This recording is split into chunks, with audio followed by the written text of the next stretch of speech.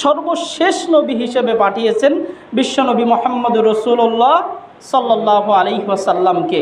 তারপরে আর কোনো নবী আসবে না, তারপরে আর কোনো নতুন করে কোনো শরীয়ত এই পৃথিবীতে আসবে না।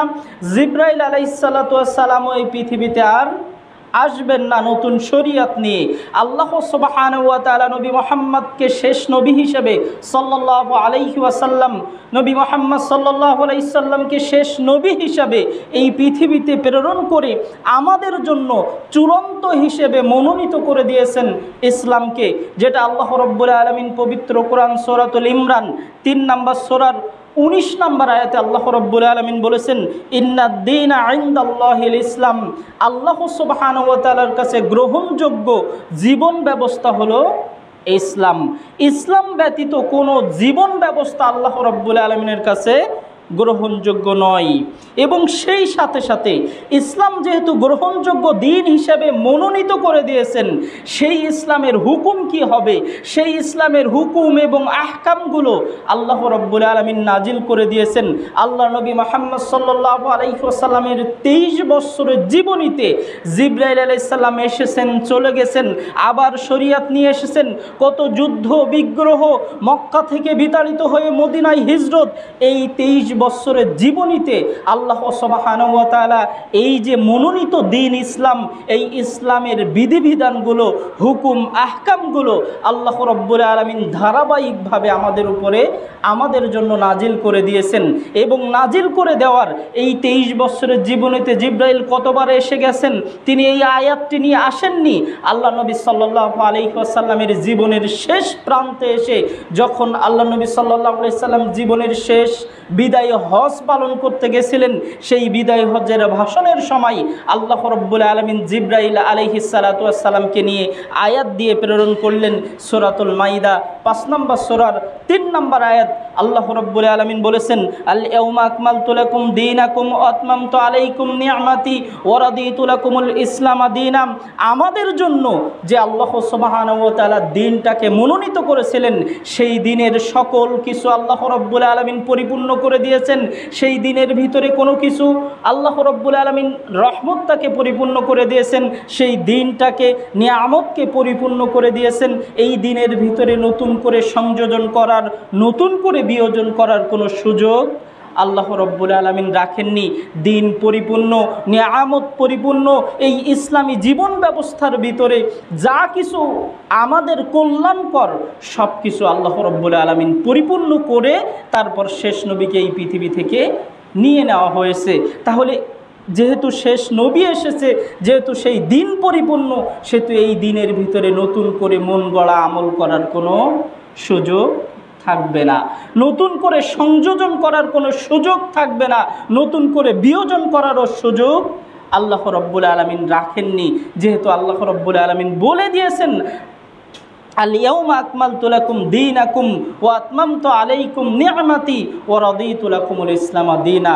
আজকে আমাদের দিন পরিপূর্ণ, আজকে আমাদের নিয়ামত পরিপূর্ণ।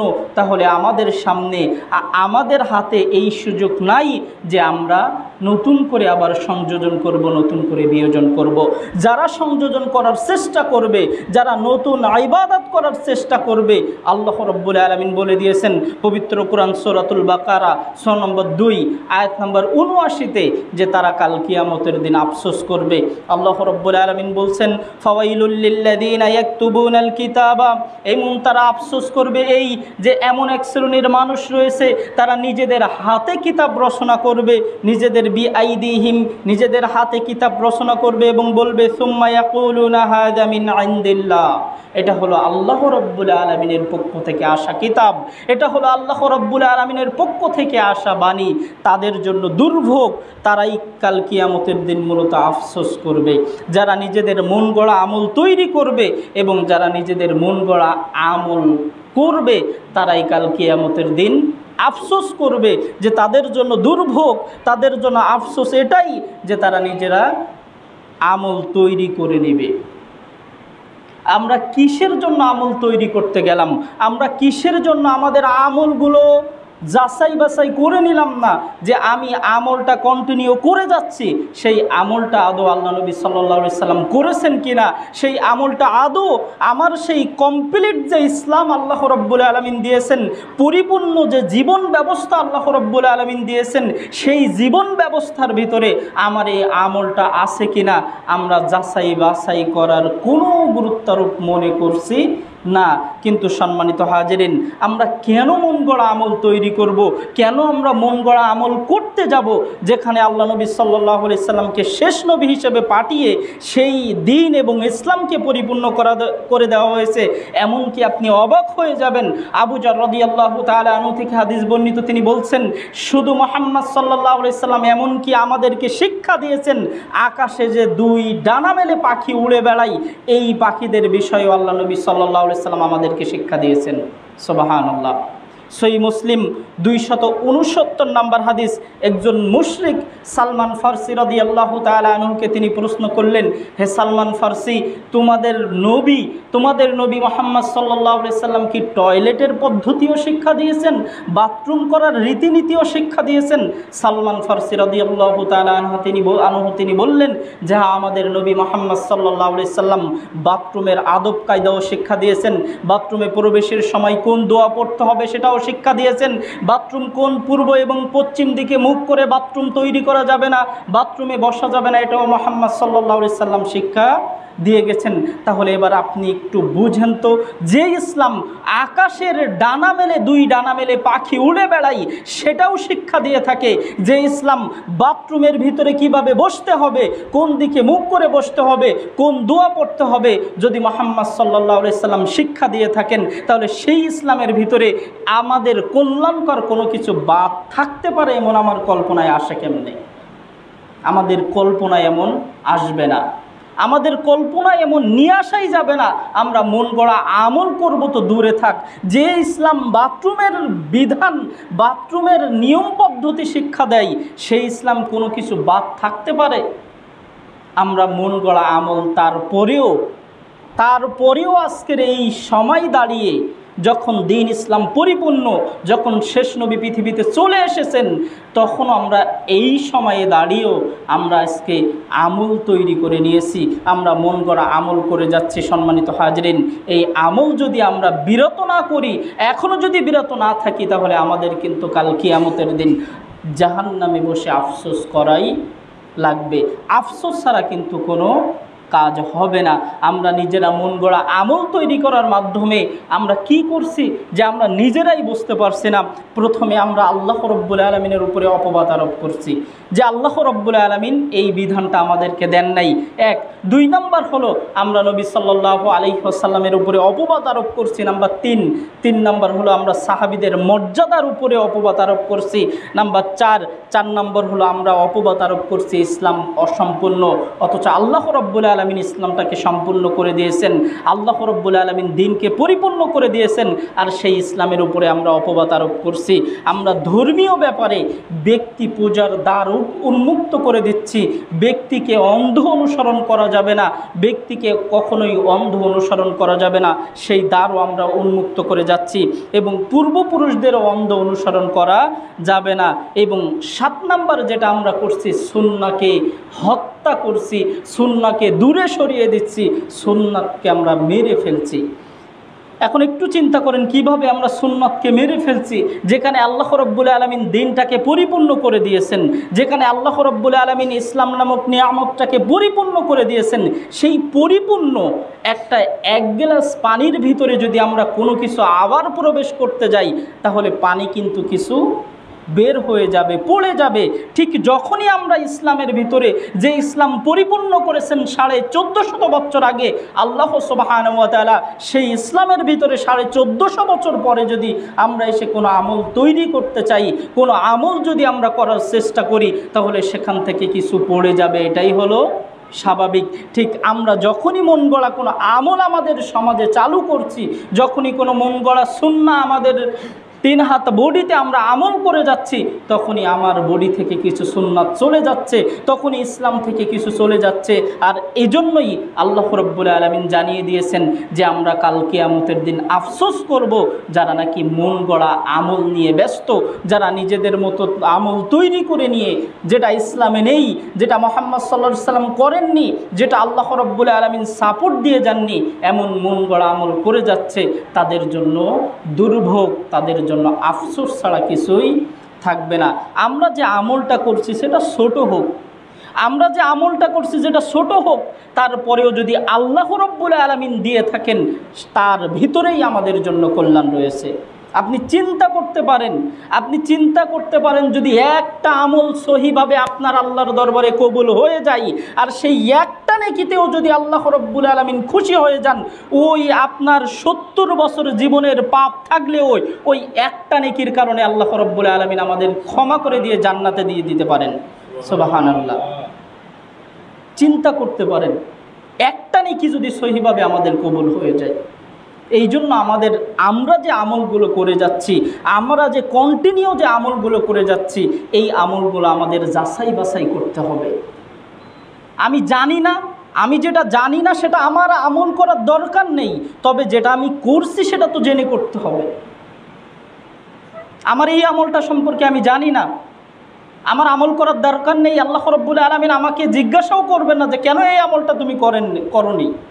কিন্তু আমি যেটা করছি সেটা যদি আল্লাহ রাসূল কোনো না করে থাকেন, আল্লাহ রাব্বুল আলামিন যদি সাপোর্ট না দিয়ে থাকেন, তাহলে কি হবে? এই বিদআতের পরিণাম সম্পর্কে যদি আমরা দেখি, সহিহ মুসলিম হাদিস নাম্বার 400, আল্লাহ নবী সাল্লাল্লাহু আলাইহি ওয়াসাল্লাম বলেছেন, আমাকে কাল কিয়ামতের দিন যখন হাউজে কাউসারের পানি ছাড়া আর কোনো পানি থাকবে না, হাউজে কাউসারের পানি ছাড়া আর কোনো পানি থাকবে না, তখন কিছু মানুষকে নিয়ে আসা হবে আল্লাহ নবী সাল্লাল্লাহু আলাইহি সাল্লামের কাছে এবং তাদেরকে দূর দূর করে তাড়িয়ে দেওয়া হবে। আল্লাহ নবী সাল্লাল্লাহু আলাইহি সাল্লাম বলবেন যে এরা তো আমার উম্মত, এদেরকে পানি পান করানো হোক। তখন ফেরেশতারা বলবেন যে এরা আপনার উম্মত সত্য, তবে আপনি পৃথিবী থেকে চলে আসার পরে এরা নতুন নতুন বিধান তৈরি করেছে, এরা নতুন নতুন ইবাদত তৈরি করেছে, সেই আমল করার কারণে আজকে এদেরকে সৌকান দূর দূর করে এদেরকে তাড়িয়ে দেওয়া হবে। আমরাও সেই কাতারে পড়তে চাই না। আমরা যে আমলটা করব সেই আমলটা আগে যাচাই বাছাই করব, সেই আমলটা আগে পরীক্ষা করা হবে যে এই আমলটা আল্লাহ নবী সাল্লাল্লাহু আলাইহি ওয়াসাল্লাম করেছেন কিনা। যদি না করে থাকেন ত্যাগ করব, যদি করে থাকেন সেটি সুবহানাল্লাহ হলেও তার ভিতরেই আমাদের জন্য কল্যাণ রয়েছে। আর যদি সেটা যত বড় আমলই হোক, যদি সেই আমলের ক্ষেত্রে আল্লাহ এবং রাসূলের কোনো সাপোর্ট না থাকে, ফাহুয়া রদ্দুন, সেটি পরিত্যাজ্য। আল্লাহ নবী সাল্লাল্লাহু আলাইহি সাল্লাম বলেছেন, মিশকাতের 140 নম্বর হাদিস, আম্মা জান আয়েশা রাদিয়াল্লাহু তাআলা আনহা থেকে হাদিসটা বর্ণিত। তিনি বলছেন, ক্বালা নবী সাল্লাল্লাহু আলাইহি ওয়াসাল্লাম, নবী সাল্লাল্লাহু আলাইহি সাল্লাম বলেছেন, মান আহাদাসা আমরিনা হাযা মা লাইসা মিনহু ফাহুয়া রদ্দুন, ওয়া ফি রিওয়ায়াতিন মান আমিলা আমালান লাইসা আলাইহি আমরুনা ফাহুয়া রদ্দুন। কেউ কোনো একটা আমল করলো আর সেই আমলের পক্ষে যদি আল্লাহ এবং তার রাসূলের সাপোর্ট না থাকে, কেউ কোনো একটা আমল করলো আর সেই আমলের পক্ষে যদি আল্লাহ এবং তার রাসূলের সাপোর্ট না থাকে, ফাহুয়া রদ্দুন, সেটি পরিত্যাজ্য, সেটি বাতিল, সেটি যত বড় আমলই হোক না কেন সেটি গ্রহণযোগ্য হবে না। তাহলে আমি 30 বছর 40 বছর একটা আমল করে গেলাম, যখনই আল্লাহ রাব্বুল আলামিন বিচার কার্য দাঁড়িয়ে গেলেন, তখন যদি আল্লাহ রাব্বুল আলামিন বলে যে এই আমলগুলো সব বাতিল, তখন আমার অবস্থা কি হবে? এই জন্য সম্মানিত হাজিরিন, আমাদের আমলগুলো যাচাই বাছাই করতে হবে। মিশকাতের 142 নম্বর হাদিস, আল্লাহ নবী সাল্লাল্লাহু আলাইহি সাল্লাম বলছেন, জাবির রাদিয়াল্লাহু তাআলা আনহু থেকে বর্ণিত, তিনি বলেন যে রাসূল সাল্লাল্লাহু আলাইহি সাল্লাম বলেছেন, ফা ইন্না খায়রাল হাদিসি কিতাবুল্লাহ ওয়া খায়রাল হাদি হাদি মুহাম্মাদিন সাল্লাল্লাহু আলাইহি ওয়াসাল্লাম মুহাম্মাদিন সাল্লাল্লাহু আলাইহি ওয়াসাল্লাম, ওয়া শাররুল উমুরি মুহদাসাতুহা ওয়া কুল্লু বিদআতিন দালালা, ওয়া ফি রিওয়ায়াতিন ওয়া শাররুল উমুরি মুহদাসাতুহা ওয়া কুল্লু মুহদাসাতিন বিদআ ওয়া কুল্লু বিদআতিন দালালা ওয়া কুল্লু দালালাতিন ফিন্নার। আল্লাহ নবী সাল্লাল্লাহু আলাইহি সাল্লাম বলছেন, ফা ইন্না খায়রাল হাদিসি কিতাবুল্লাহ, সবচেয়ে উত্তম হাদিস হলো আল্লাহ রাব্বুল আলামিনের কিতাব, সবচেয়ে উত্তম বাণী হলো আল্লাহ রাব্বুল আলামিনের কিতাব। ওয়া খায়রাল হাদি হাদি মুহাম্মাদিন করিম সাল্লাল্লাহু আলাইহি সাল্লাম, আর সবচেয়ে উত্তম পথ এবং পদ্ধতি রীতিনীতি হলো মুহাম্মদ সাল্লাল্লাহু আলাইহি সাল্লামের পথ এবং পদ্ধতি। আর সবচেয়ে নিকৃষ্ট হলো এই দিনের ভিতরে, এই রাস্তার ভিতরে, এই ইসলামের ভিতরে কোনো কিছু নতুন সংযোজন করা, নতুন তৈরি করা, সেটা হলো বিদআ। আর প্রত্যেক নিকৃষ্ট বিদআত হলো পথভ্রষ্ট, আর প্রত্যেক পথভ্রষ্ট হলো তার ঠিকানা হলো জাহান্নাম। আল্লাহ নবী সাল্লাল্লাহু আলাইহি সাল্লাম বলেছেন মিশকাতের 142 নম্বর হাদিস, প্রত্যেক বেদাআতই হলো গুমরাহি, আর গুমরাহির পরিণাম, পথভ্রষ্টর পরিণাম হলো জাহান্নাম। এই জন্য সম্মানিত হাজিরিন, আমাদের আমলগুলো করার ক্ষেত্রে সতর্ক হতে হবে, আমাদের আমলগুলো করার ক্ষেত্রে সাবধান হতে হবে যে আমার এই আমলটা আদৌ আল্লাহ নবী সাল্লাল্লাহু আলাইহি সাল্লাম করেছেন কিনা, আমার এই আমলটা আসলেই যে ইসলাম আল্লাহ রাব্বুল আলামিনের কাছে মনোনীত, এই মনোনীত জীবন ব্যবস্থার রীতিনীতি পথ ও পদ্ধতির ভিতরে আমার এই আমলটা আছে কিনা। আমরা এখন বলতে পারি যে আমরা তো মূর্খ সূর্খ মানুষ, আমরা তো জানি না, আমরা তো বুঝি না, আমরা কেমনে জানবো? আপনারা যাই বলছেন আমরা তো তাই শুনছি, আমরা যাই বলছি মানুষ তো আপনারা বলবেন তাই তো আমরা আমল করছি। আপনি বাজারে যান একটা লুঙ্গি কিনতে, আপনি যখন লুঙ্গি কিনতে বাজারে যান তখন 5টা দোকান ঘুরে 20টা লুঙ্গি থেকে আপনি একটা লুঙ্গি বাছাই করে নিয়ে আসেন। বাজারে এত পচা আলু বেগুন থেকে আপনি বাছাই করে করে এত সুন্দর সুন্দর আলু বেগুন কিনে নিয়ে আসেন, এত পচা মাছের ভিতর থেকে আপনি জ্যান্ত টাটকা মাছটা ক্রয় করে নিয়ে আসেন, আর আপনি বলছেন যে আপনি মূর্খ। আপনি যদি সুন্দর আলুটা নিজের জন্য পছন্দ করতে পারেন, আপনি যদি সুন্দর মাছটা নিজের জন্য পছন্দ করতে পারেন, তাহলে সেই আপনি কেন ইসলামের ক্ষেত্রে এসে আপনি নিজের সুন্দর আমলটা যাচাই করতে পারলেন না? তাহলে আপনি কেমন মূর্খ, কেমন আপনি জানেন না বলেন যে আমি তো জানি না। আপনার জমিন থেকে যদি 1 বিঘে পরিমাণ জমি বের হয়ে যায় তখন তো আপনি ভালো বুঝতে পারেন। আপনার জমিন থেকে যদি 1 বিঘে জমি বের হয়ে যায় আপনার আপন ভাইয়ের ভিতরে, তখন তো আপনি ভালো বুঝতে পারেন যে বিচার আমি সব মানে কিন্তু তাল গাছ আমার। তখন তো আপনার মন থেকে আসে না যে আমি তো মূর্খ, আমি বুঝবো কি ওই 1 বিঘের জমি আমার ভাই খাক। আর যে ইসলাম যাকে সর্বশেষ জান্নাতে দেওয়া হবে, তাকে দেওয়া হবে এই দুনিয়া যত বড় তার চেয়ে আরও 10 গুণ জায়গা আল্লাহ রাব্বুল আলামিন দেবেন, সুবহানাল্লাহ। সেই জান্নাতটা নেওয়ার ক্ষেত্রে আপনার আমলগুলো, আমার আমলগুলো আমি যাচাই বাছাই করলাম না, আমার আমলগুলো যাচাই বাছাই করার ক্ষেত্রে আমি মূর্খ হয়ে গেলাম, আল্লাহর কাছে কিন্তু এই অভিযোগ দিয়ে আমরা পাবো না। এই জন্য সম্মানিত হাজিরিন, আমরা জাহান্নামী হওয়ার আগে যদি আমরা আমলগুলো যাচাই বাছাই করে নিই, তাহলে আমাদের কাল কিয়ামতের দিন আফসোস করা লাগবে না। এই জন্য আমাদের আগে থেকেই আমলগুলো যাচাই বাছাই করে নিতে হবে। আল্লাহ নবী সাল্লাল্লাহু আলাইহি ওয়াসাল্লাম থেকে আরেকটি হাদিস এসেছে সহিহ বুখারীতে 5063 নম্বর হাদিস, আনাস ইবনে মালিক রাদিয়াল্লাহু তাআলা আনহু থেকে বর্ণিত। এই হাদিসটার দিকে একটু খেয়াল করবেন। আনাস ইবনে মালিক রাদিয়াল্লাহু তাআলা আনহু থেকে হাদিসটা বর্ণিত, তিনি বলছেন যে 3 জন ব্যক্তি, খুবই প্রসিদ্ধ হাদিস, 3 জন ব্যক্তি আল্লাহর নবীর স্ত্রীদের কাছে আসলেন সাল্লাল্লাহু আলাইহি সাল্লাম, নবীর স্ত্রীদের কাছে আসলেন আল্লাহ নবীর আমল সম্পর্কে জানার জন্য। তো এই 3 জন যখন আল্লাহ নবীর আমল সম্পর্কে জানলেন, তখন তারা নিজের কাছে মনে করলেন যে আল্লাহ নবীর আমল তো অনেক কম করে। আপনি একটু দেখেন, তারা 3 জন যখন আল্লাহ নবীর স্ত্রীদের কাছে আল্লাহ নবীর রাতের আমল, দিনে যে আমলগুলো করতেন সেই আমল সম্পর্কে জানলেন, জানার পরে তারা বললেন যে আল্লাহর নবী তো তার আগের গুনাহ মাপ, পরের গুনাহ মাপ, নিষ্পাপ, তাহলে এটা মনে হয় আল্লাহ নবী এই জন্য কম আমল করে। তো একজন বলল কি যে আমি সারা রাত্র সালাত আদায় করব। আল্লাহ নবী সাল্লাল্লাহু আলাইহি সাল্লাম সালাত আদায় করতেন, ঘুমাতেন, আমি সারা রাত্র সালাত আদায় করব, ঘুমাবো না। দ্বিতীয়জন বলল যে আমি সারা বছর সিয়াম পালন করব, কোনো সিয়াম ভাঙবো না। তৃতীয়জন বলল যে আমি বিবাহই করব না, নারীদের থেকেই দূরে থাকব। এমন সময় আল্লাহ নবী সাল্লাল্লাহু আলাইহি সাল্লাম তাদের পাশে আসলেন। আসার পরে আল্লাহ নবী বললেন যে তোমরা কি এমন এমন বলেছো? তারা বলল হ্যাঁ আল্লাহ নবী, আমরা তো এমন এমন বলেছি। তখন আল্লাহ নবী সাল্লাল্লাহু আলাইহি সাল্লাম বলছেন তোমরা শুনে রাখো, আমি রাতে সারা রাত্রের ভিতরে কিছু অংশ সালাত আদায় করি, কিছু অংশ যে ঘুমাই, আমি সারা বছর কিছু অংশ সিয়াম পালন করি, আবার সিয়াম ছেড়েও দিই, আমি মেয়েদেরকে, নারীদেরকেও বিবাহ করেছি। সুতরাং তোমাদের থেকে আমি সবচেয়ে বেশি আনুগত্য করি আল্লাহকে, তোমাদের নামাজের থেকে আমি সবচেয়ে বেশি ভয় করি আমার রবকে। সুতরাং ফামান রাগিবা আলাইহি সুন্নতি ফালাইসা মিন্নি, যে আমার সুন্নাত থেকে বিমুখ, যে আমার সুন্নাহটাকে গ্রহণ করলো না, সে আমার থেকে বাড়িয়ে করলো বা কমিয়ে করলো, আল্লাহ নবী সাল্লাল্লাহু আলাইহি ওয়াসাল্লাম বলছেন সে আমার অন্তর্ভুক্ত, আমার দলের অন্তর্ভুক্ত নয়। আল্লাহু আকবার। তারা কি করতে চেয়েছিল? তারা তিনজন কি করতে চেয়েছিল? সারা রাত্র সালাত আদায় করতে চেয়েছিল। ভালো না খারাপ? সারা রাত্র দাঁড়িয়ে যদি সালাত আদায় করা হয় সেটা ভালো না খারাপ? নিঃসন্দেহ ভালো। তারপরে আল্লাহ নবী কেন বললেন যে তোমরা আমার দলভুক্ত নয়? কারণ সারা রাত্র সালাত আদায় করতে হবে, তোমার স্ত্রীর হক রয়েছে, তোমার চোখের হক রয়েছে, তাদেরকে রেস্ট দেওয়া দরকার ছিল, ঘুমানো দরকার ছিল। আল্লাহ নবী ঘুমাতেনও, সালাত আদায় করতেন।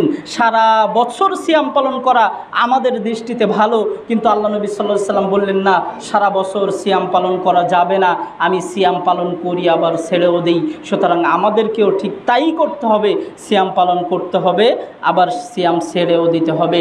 একজন বলল যে আমি বিবাহই করব না, সংসার ত্যাগ করলাম, সংসার ত্যাগ করে আমি সারা জীবন মসজিদে মসজিদে ঘুরে বেড়াবো, এটাই তো ভালো ছিল। তাহলে আমরা আল্লাহ নবী কেন বললেন যে তোমরা আমার সুন্নাত থেকে বিমুখ থাকলে, মানে তোমরা কি করলে? আমার দল থেকে বেরিয়ে গেলে। আল্লাহ নবী সাল্লাল্লাহু আলাইহি ওয়াসাল্লাম নারীদেরকেও বিবাহ করেছেন, সুতরাং আমাদেরকে এই সুন্নাতের বাইরে গেলে হবে না। যদি আমরা এই সুন্নাত থেকে বেরিয়ে যাই তাহলে আল্লাহ নবী সাল্লাল্লাহু আলাইহি ওয়াসাল্লামের কথা মোতাবেক আল্লাহ নবীর দল থেকেই আমরা বহিষ্কার। এই জন্য সম্মানিত হাজিরিন, আমাদের অবশ্যই আমাদের আমলগুলো যাচাই বাছাই করতে হবে। আল্লাহ নবী যেখানেই যতটুকু যেভাবেই করেছেন আমাদের ঠিক সেখানেই ততটুকু সেভাবেই করতে হবে, তাহলেই আমাদের মুক্তি রয়েছে। আর তা যদি না করে ভালো কাজ বলে আমরা বেশি করতে যাই, তাহলে এই তিন ব্যক্তির মতো আমাদের অবস্থাও এমনই হবে। এই তিন ব্যক্তির মতো অবস্থা আমাদের এমনই হবে। ভালো কাজ বলে বেশি করা যাবে না। যে আমরা তো ভালো কাজই করছি, তাহলে সমস্যা কোথায়? ভালো কাজ বলে বেশি করবে এমনটা নয়, আল্লাহ নবী যেটা করেছেন সেটাই করতে হবে।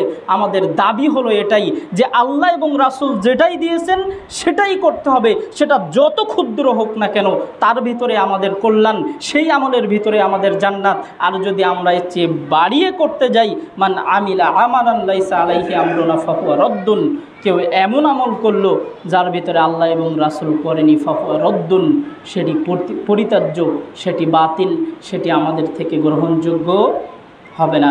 এই জন্য সম্মানিত হাজিরিন, আমাদের অবশ্যই অবশ্যই আমাদের আমলগুলো যাচাই বাছাই করতে হবে। আমি যে আমলটা, আপনি একটু আজকে থেকেই পরীক্ষা নেওয়া শুরু করেন, আমি যে আমলটা রেগুলার করছি সেই আমলটা আসলে আল্লাহ রাসূল করেছেন কিনা যাচাই বাছাই করতে হবে। যাচাই বাছাই না করে যদি আমরা অনুসরণ করতে যাই তাহলে আমাদের ভুল হওয়ার সম্ভাবনা আছে। আজ থেকে 30-40 বছর আগে যারা মুরব্বীরা আছেন তারা আপনারা আলিফ বা তাসা কীভাবে পড়তেন? কীভাবে পড়তেন? আলিফ বে তে সে, এভাবেই না? আপনাদের তো এভাবেই পড়িয়েছে, আলিফ বে তে সে। এখন আমরা পড়ি না কেন? এখন আমরা পড়ি না কেন? হুজুররা আমাদের শেখায় না কেন আলিফ বে তে সে? একই ইমাম সাহেব যে ফজরের সলাতে আলিফ লাম র পড়ছে, আলিফ লাম র পড়ছে, সেই ইমাম সাহেব আবার সকালে যখন মক্তব পড়াচ্ছে তখন বলছে রে।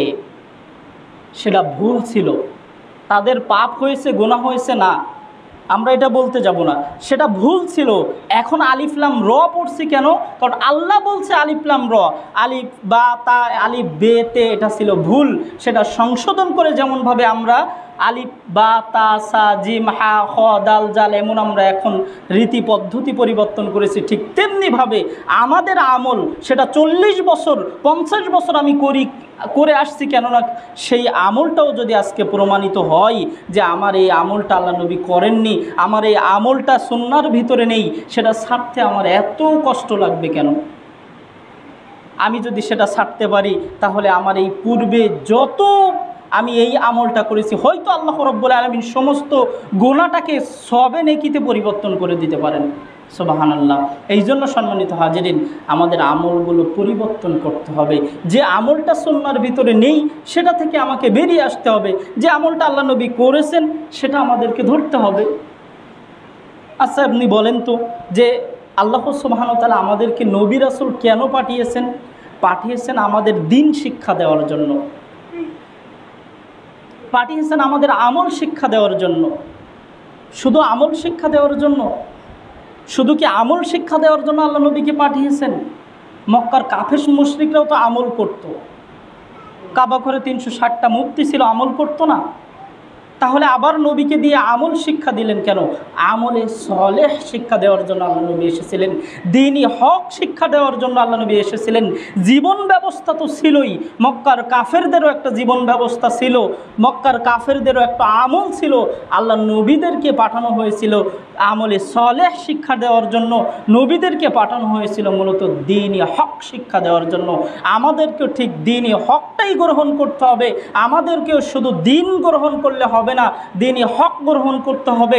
আমাদেরকেও ঠিক আমল গ্রহণ করলে হবে না, আমলে সলেহটাই গ্রহণ করতে হবে। আল্লাহ রাব্বুল আলামিন আমাদেরকে যে দ্বীন দিয়েছেন, এই দ্বীনটা কি ভালোবেসে দিয়েছেন না রাগ করে দিয়েছেন? ভালোবেসে দিয়েছেন। আল্লাহ রাব্বুল আলামিন যে জীবন ব্যবস্থা দিয়েছেন, এটা আমাদের ভালোর জন্য দিয়েছেন না খারাপের জন্য দিয়েছেন? ভালোর জন্যই দিয়েছেন। আল্লাহ রাব্বুল আলামিন আমাদের উপরে শরীয়তের হুকুম আহকাম দিয়েছেন রাগ করে না, ভালোবেসে। আমাদের জবাব হবে ভালোবেসেই। তাহলে যে আল্লাহ রাব্বুল আলামিন আমাদের ভালোবেসে দিন দিলেন, যে আল্লাহ রাব্বুল আলামিন আমাদের সফল কাম করার জন্য, দ্বীনে হক চেনানোর জন্য, আমলে সলেহ চেনানোর জন্য নবী রাসূল আসমানি কিতাব প্রেরণ করলেন, গাইডলাইন দিলেন, কনস্টিটিউশন দিলেন, তাহলে সেই রবের যখন কোনো হুকুম আহকাম আমার উপরে এসে পড়ে, তখন আমি কেন বলবো যে এই হুকুমটা হয়তো আমার মতের সাথে মিলছে না, এই হুকুমটা এমন না হয়ে যদি এমন হতো তাহলেই তো ভালো হতো? এমন কথা আমার মুখ দিয়ে কীভাবে আসবে? ইসলাম হলো কমপ্লিট কোড অফ লাইফ। ইসলাম হলো কমপ্লিট, যেটা আল্লাহ রাব্বুল আলামিন পরিপূর্ণ করে দিয়েছেন। এখানে আপনার আমার মতের কোনো সুযোগ নেই। আপনার আমার মতো যদি 10 কোটি মানুষও একত্রিত হয়ে ইসলামের কোনো সামান্য কোনো বিধানের বাইরে মত দেয়, তারপরেও আমাদের 10 কোটি 20 কোটি মানুষের মতের বাইরেই হলো ইসলাম। কারণ ইসলামের বিধান এসেছে স্বয়ং আমাদের রব মহান রব্বুল আলামিনের পক্ষ থেকে।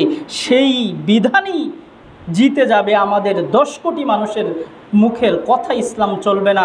ইসলাম পূর্বেও গোল টেবিলে বসে ইসলামের কোনো পদ্ধতি পরিবর্তন করা হয়নি, ভবিষ্যতেও কোনো রীতি পদ্ধতি পরিবর্তন করা হবে না। যদি আমরা গোল টেবিলে বসে কোনো নিয়ম নীতি পরিবর্তন করার চেষ্টা করি, তাহলে সেটা ইসলাম বলা যাবে না, সেটা ইসলাম বললেন না। অন্য কিছু বলেন, তবে দিন বললেন না যে এটাই দিন, এটাই ইসলাম, এটা বললেন না। অন্য কিছু বলেন, যেটা গোল টেবিলে বসে পরিবর্তন করা হয়, যেটা মানুষের মস্তিষ্ক প্রসন্ন কথা যে এই বিধানটা এমন না হলে ভালো হতো, সেটাকে ইসলাম বলা যাবে না। অন্য কিছু বলার জন্য আমাদেরকে অন্য কিছু তৈরি করে নিতে হবে, যেটা এটা ইসলাম না, এটা অন্যের নাম দিয়ে, অন্য কিছু একটা নাম দিয়ে আমরা চালিয়ে যাচ্ছি। যেমন আমি ছোট্ট একটা উদাহরণ দিই। যেমন আমরা যখন রমজান মাস যখন আসে, তখন আল্লাহ রাব্বুল নবী সাল্লাল্লাহু আলাইহি ওয়াসাল্লাম বলেছেন যে সূর্য ডুবে যাওয়ার সাথে সাথেই ইফতার করতে হবে। আমরা সেটা পরিবর্তন করে আমাদের সুবিধার জন্য আমরা বললাম যে না, 5 মিনিট পরে করতে হবে। ক্যালেন্ডারে লেখা আছে সূর্য ডুববে এই কয় মিনিটে, তার 5 মিনিট পরে ইফতার করতে হবে। এটার নাম ইসলাম নয়, এটা ইসলাম বলে চালানো যাবে না, হারাম। আপনি অন্য কিছু বলে এটা চালান, অনুরোধ অন্য কিছু বলে চালান, তবে এটাই ইসলাম বলে এমন চালাইন না। আল্লাহ বলছে, নবী সাল্লাল্লাহু আলাইহি ওয়াসাল্লাম বলছে সূর্য ডোবার সাথে সাথে, আর আমরা গোল টেবিলে বলছি না 5 মিনিট দেরি করা ভালো হবে। এমন ভরি ভরি বিধান আমাদের সমাজে চালু আছে, এমন ভরি ভরি আমল আমাদের সমাজে চালু আছে, আমাদের আমলিয়াতের ভিতরে আছে। এই আমলগুলোকে খুঁটে খুঁটে বের করে বাদ দিতে হবে আমাদের থেকে। যদি আমরা আমলে সলেহ না করতে পারি, তাহলে আমাদের কোনো আমল কিন্তু আল্লাহ রাব্বুল আলামিনের দরবারে গ্রহণযোগ্য হবে না। এই জন্য সম্মানিত হাজিরিন, আমরা যেমনভাবে দোকানে বাজারে যে 20 কেজি আলুর ভিতর থেকে আমার জন্য কোনটা ভালো হবে, কোন 20 কেজি বেগুন থেকে আমার জন্য কোন বেগুনটা ভালো হবে, অনেক ছিট কাপড় থেকে আমার জন্য কোন ছিটটা ভালো হবে আমি যেমনভাবে যাচাই করে বাছাই করে এর রং থাকবে কিনা, এর কালার হবে কিনা, দামে আমার পড়ছে কিনা, সব যাচাই বাছাই করে দেখে শুনে তারপর যেমনভাবে আমার নিজের জন্য কোনো কিছু ক্রয় করছি, ঠিক ইসলামের বিধিবিধানের ক্ষেত্রেও আমাদেরকে এমন যাচাই বাছাই করে তারপর আমাদের আমলগুলো করতে হবে, যাচাই বাছাই করে তারপর আমাদের আমলগুলো পালন করতে হবে। যদি আমরা এমন পালন করতে ব্যর্থ হই, যদি যাচাই বাছাই করতে ব্যর্থ হই, তাহলে কাল কিয়ামতের ময়দানে ধরা খাওয়ার বড় সম্ভাবনা আমাদের রয়েছে। যখন আল্লাহ নবী সাল্লাল্লাহু আলাইহি সাল্লাম পানি পান করাবেন হাউজে কাউসারের, সেখান থেকে আমাদের বিতাড়িত করে দিবেন। যখন আল্লাহ রাব্বুল আলামিন বিচার কার্য পরিচালনা করবেন, মান আমিলা আমালান লাইসা আলাইহি আমরুনা ফাহুয়া রাদ্দুন, আমাদের আমলগুলো বাতিল করে দেওয়া হবে, আমাদেরকে টেনে হেসলে জাহান্নামের ভিতরে যখন নিয়ে যাওয়া হবে, তখন আমরা আফসোস করব, তখন আমরা উপলব্ধি করতে পারবো যে আহা, ওই আমলটা না করে যদি ওই আমলটা করতাম, যদি আমার এই আমলগুলো আমি যাচাই বাছাই করে নিতাম, তখন আফসোস করব। কিন্তু তখন আফসোসের কোনো মূল্য হবে না। সেই আফসোস আল্লাহ রাব্বুল আলামিন গ্রহণ করবেন না। এই জন্য সম্মানিত হাজিরিন, আমাদের দিন ইসলাম পরিপূর্ণ, দিনটা পরিপূর্ণ। আল ইয়াউমা আকমালতু লাকুম দীনাকুম ওয়া আতমামতু আলাইকুম নি'মাতি ওয়া রাদিতু লাকুমুল ইসলাম দীনা। এই দিন, এই ইসলাম পরিপূর্ণ। এই ইসলামের ভিতর থেকেই, এই ইসলাম নামক জীবন ব্যবস্থার ভিতর থেকেই আমাদের গ্রহণ করতে হবে। আল্লাহ রাব্বুল আলামিন যেন আমাদের সকলকে বেদাত থেকে বেঁচে থাকার তৌফিক আল্লাহ রাব্বুল আলামিন যেন আমাদের দান করেন। আল্লাহুম্মা আমিন।